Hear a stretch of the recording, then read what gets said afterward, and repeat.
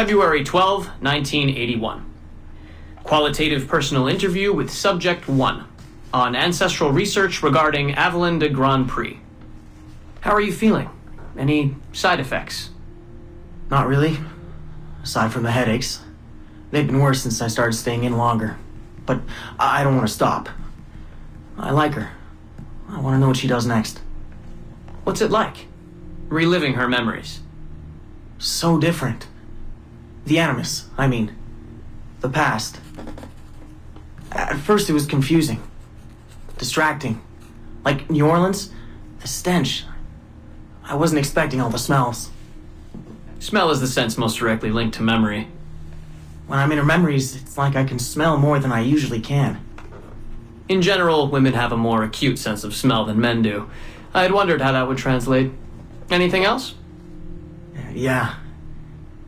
She's smaller than me, but it's like her body could do more. Did that surprise you?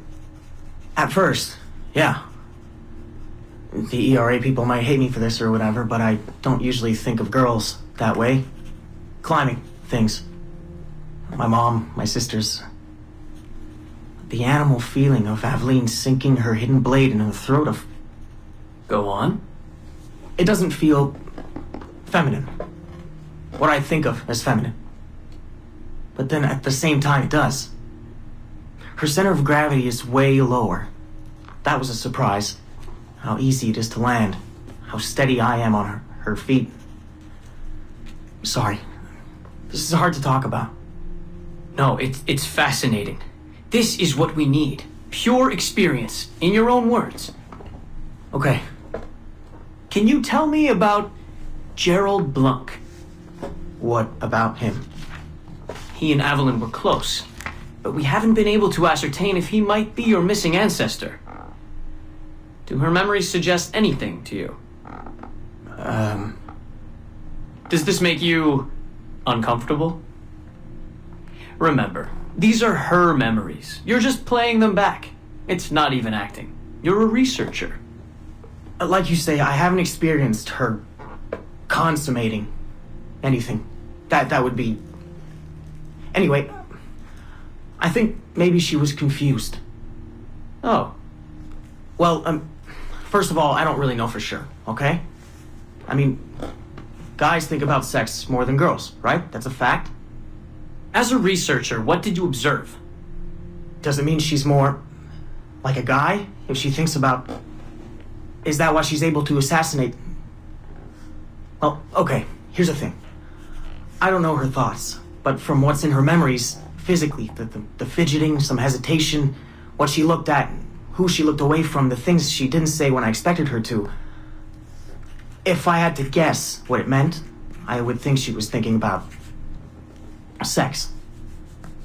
But I'm a guy, so I would think that, right? So what does it mean for women to act that way?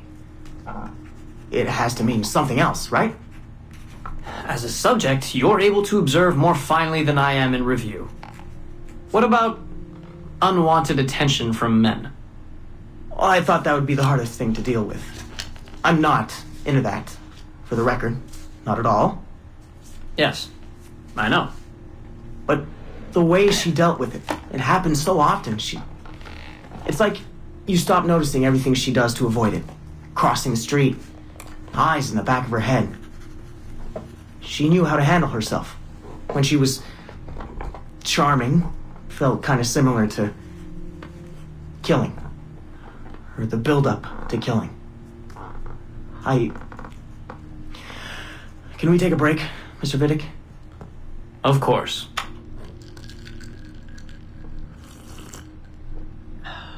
Ready to go on? Yes. Evelyn was black. And white. On her father's side. You're sensitive to that? I guess. I mean, I'm white. Aveline looks black, so that's different. But you get used to it. Like with the girl thing. Until someone makes you not used to it. What do you mean? I don't think I've ever had to think so much about what I'm wearing or how I'm walking. But Aveline, it's like she goes through her whole life in these uniforms. People expect her to behave in a certain way. Definitely. Sometimes I worry I'll slip up and play too relaxed at the warehouse and, I don't know, blow her cover.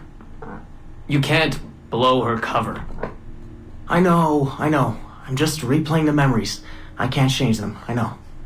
But I see it, right? It's a risk. It's... Stressful? Yes. It's best when she goes out as an assassin. On the roofs or in the bayou. I think she was more relaxed that way. Can you imagine? You're only relaxed when you're going to kill someone. Let's stick to memories rather than imagination. What about the slaves? They're kind of just everywhere. I mean, that sounds bad. Slavery is bad, but no one's acting like slavery's bad. It's fun when she frees slaves. Is it supposed to be fun? We're not looking for supposed to. Focus on what it is.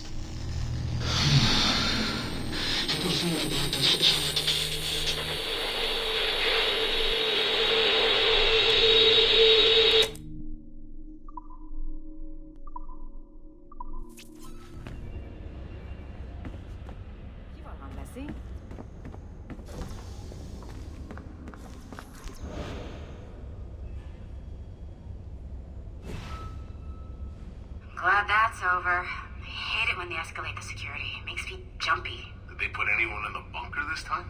Just for a few days, I think. Sucks, but I suppose it's necessary. We deal with some really sensitive data. Classified shit, yeah. I don't know how I feel about it, but it's in our contract, so... And they pay out bonuses, too. Inconvenience pay, they call it. Really? That's actually kind of nice.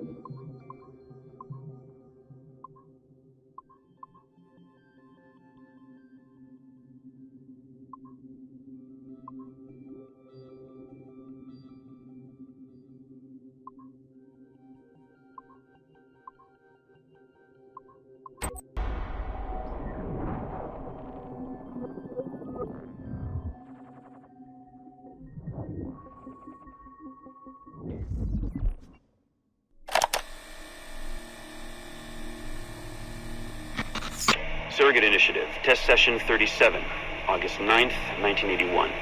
Host Eileen Bach, DNA sample SB1970. Open! Good morning, Miss Kurtz. You look well, considering the circumstances. Are you rested? Have you eaten? Your friends are dead, Miriam. Bartel Schink and all his navigators, his Edelweiss pirates, executed for 5 counts of murder. It has a trial.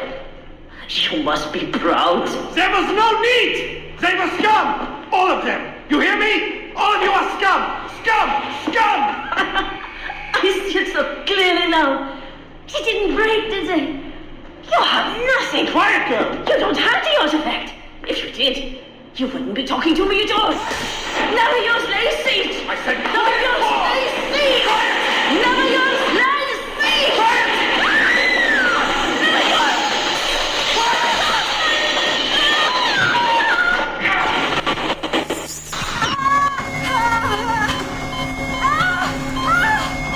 Get her out! Get her out!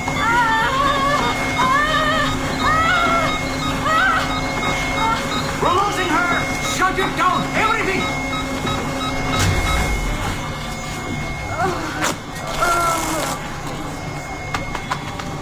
Eileen, open your eyes. Can you hear me?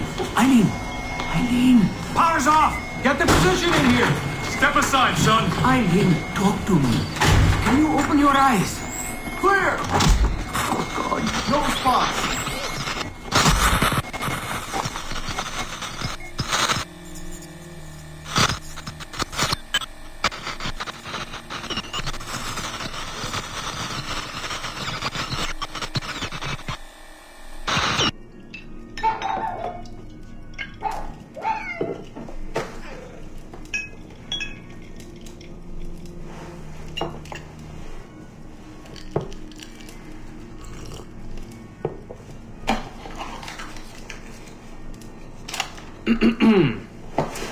All right. Notes towards a speech in honor of Dr. Eileen Bach's premature retirement. When I first learned of Dr. Bach's unfortunate accident, I couldn't help but feel a great sense of loss at... No.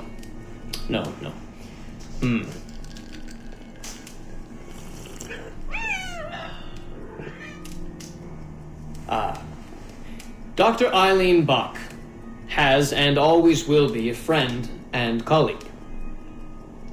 When I first learned of her unfortunate accident, I was shocked, of course.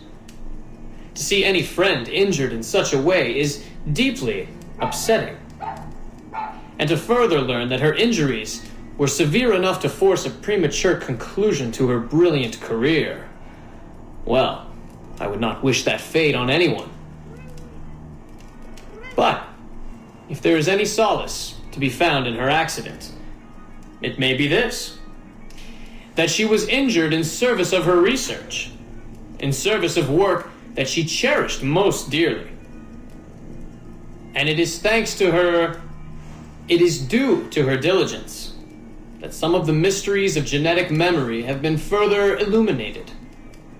And while it is true that work on her project, the Surrogate Initiative, as she called it, has been temporarily halted, the copious amount of work she has done over the past 3 years has been incredibly valuable.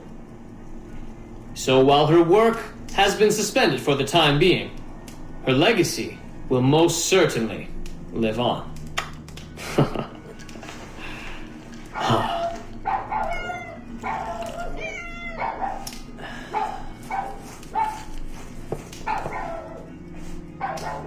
Quiet, Joan! Quiet!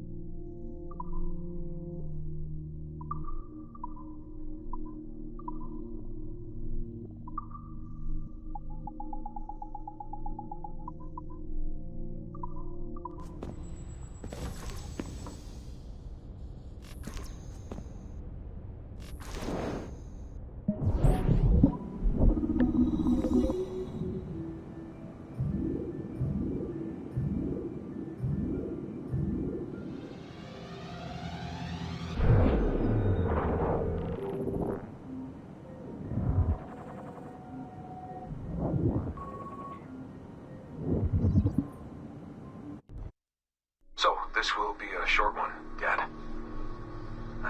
Something to remember me by if things go south. If I don't make it out of the temple today. I've tried to be optimistic about all this, but I just can't. I think spending all this time in Connor's memories has made me anxious. I mean, his story is so painful in so many ways. Still, he never lost hope. Even when his faith in others eroded. I can only believe that what we are doing is the right thing, and that I can stop this disaster. I know this. I mean, the technology is there, waiting for us to use it. I'm the final piece of the puzzle. Something in my genes, or my memories. Some final piece of code to switch the whole thing on. That's why I'm here. That's why they brought me here. Only, I don't know what I'll have to give up in return. My sanity, my life, it's impossible to say. I do know this. Our battle with the Templars will not be over. And whatever's inside that temple is not an ending. It's just another chapter in this endless story. And it'll be your job, and Mom's, and Sean's, and Rebecca's, to keep turning the pages. You know, I keep thinking about something Orson Welles once said. Something like, if you want a happy ending, it all depends on where you stop telling your story. So maybe that's the answer. Maybe that's how people keep marching forward. If something goes wrong in their dad, something happens to me.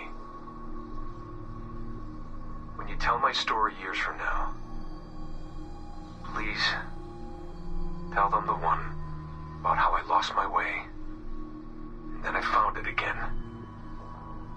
Just in time to save the world. And just end it there.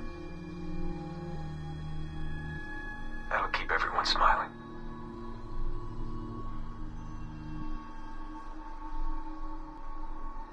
Goodbye, Dad. Say hello to Mom. Tell her I love her, okay? Tell her I love you both. I love you both.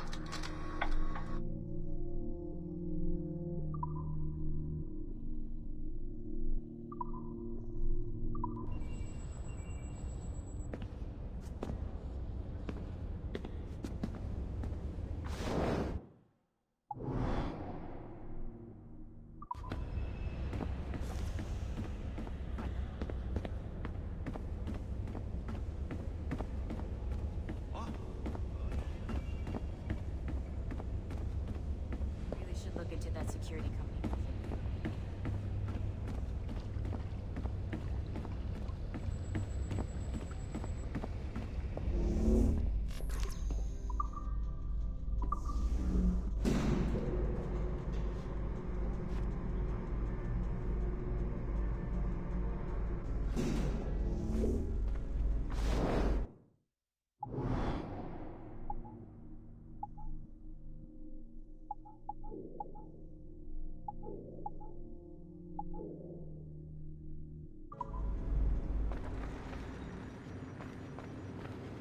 Aucune idée.